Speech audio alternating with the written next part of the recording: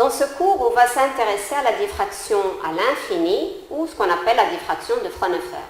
On va regarder de près la méthode de calcul de l'amplitude et de l'intensité diffractée.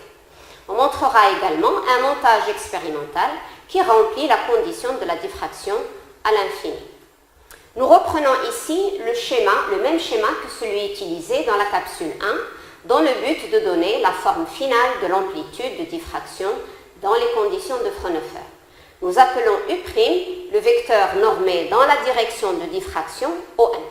Nous rappelons également que petit x et petit y sont les coordonnées du point P et grand X, grand Y sont les coordonnées de point 1. Dans ce cas, le terme de phase ici, qui apparaît dans l'expression de l'amplitude obtenue dans la capsule 1, s'écrit comme le produit scalaire de U' par OP.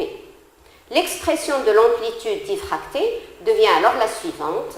AS de P est l'amplitude de l'onde incidente en un point P de la pupille.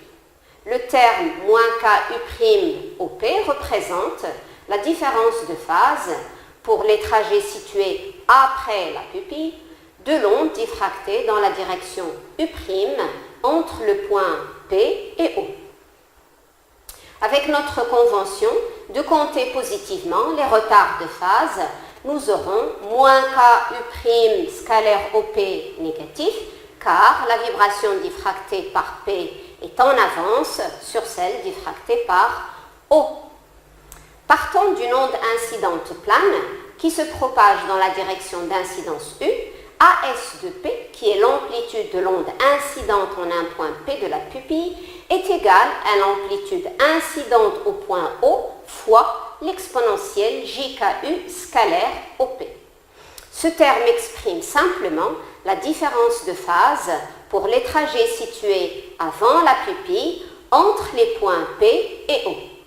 L'amplitude totale diffractée par la pupille dans la direction U' s'écrit comme une somme des ondelettes diffractées par tous les points P de la pupille. Chaque ondelette subit une différence de marche U moins U' scalaire OP par rapport à une origine arbitraire O. On voit bien que l'amplitude diffractée est la transformée de Fourier de l'onde incidente au point O. Partant de là, pour des soucis de simplification, on pose une variable petit r égale OP. On remplace également le vecteur d'onde K par 2π sur lambda. Seule la quantité Z dépend de la forme de la pupille, ici notée ouverture. Z est parfaitement calculable pour des fentes de géométrie simple symétrique. L'intensité diffractée n'est autre que le module de l'amplitude diffractée. Les coefficients complexes disparaissent et les constantes sont regroupées dans le terme A carré. Seule cette intensité est mesurable expérimentalement. Le montage expérimental est constitué d'une lentille convergente L1 dont la source de lumière est placée dans le plan focal objet. On obtient ainsi un faisceau incident parallèle qui va diffracter sur la pupille. À la sortie de celle-ci, on va récupérer un faisceau parallèle dans une autre direction. L'image est ainsi obtenue à l'infini. En utilisant une deuxième lentille convergente L2, on va pouvoir visualiser l'image sur le plan focal de la lentille L2. On voit alors que la pupille est encerclée avant et après par deux faisceaux parallèles, incident et diffracté. Le dispositif doit respecter la condition d'apparition du phénomène de diffraction, à savoir la pupille a des dimensions comparables à ceux de la longueur d'onde. On peut alors résumer le phénomène de diffraction de la manière suivante. On considère un élément diffractant ds centré sur une origine O et on considère un point P de cette ouverture. On considère deux rayons incidents dans la direction U passant par O et P qui vont diffracter dans la direction U'. La différence de marche entre les rayons passant par P et celui passant par O est la projection orthogonale donnée par la distance HP.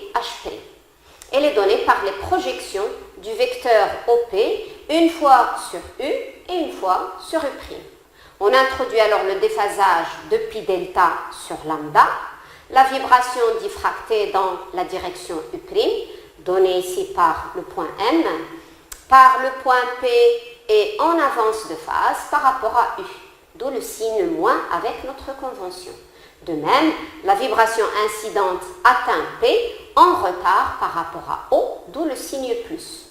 Une application directe du principe d'Higgs-Fresnel aboutit à l'amplitude de diffraction.